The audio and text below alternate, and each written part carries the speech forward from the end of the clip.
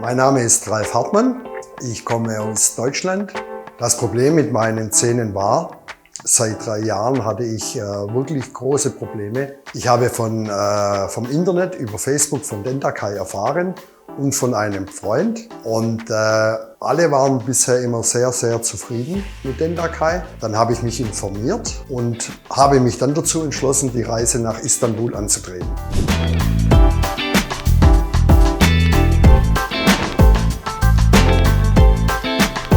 Also der Flughafentransfer war wirklich Weltklasse.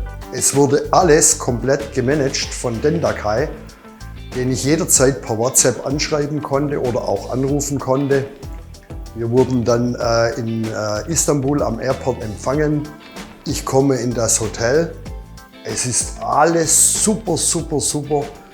Mit Wellnessbereich, sauber. Das Essen, ich wusste gar nicht, dass die Türken so gutes Essen haben.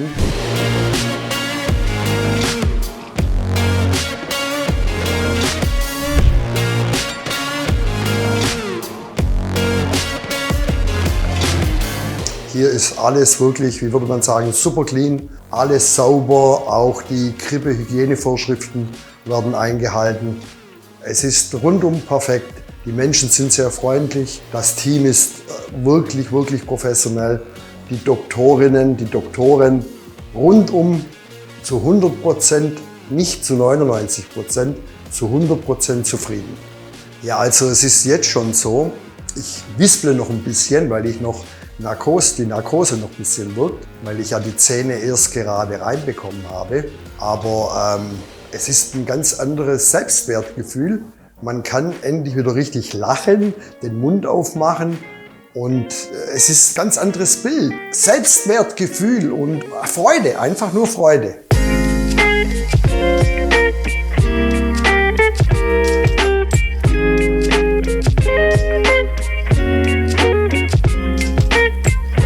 Als ich das Lächeln zum ersten Mal, mein eigenes Lächeln zum ersten Mal gesehen habe, dachte ich erst, das bin doch gar nicht ich. Bis ich dann nicht nur meine Zähne angeschaut habe, sondern dann mein gesamtes Gesicht. Und ich bin's wirklich, das sind meine neuen Zähne.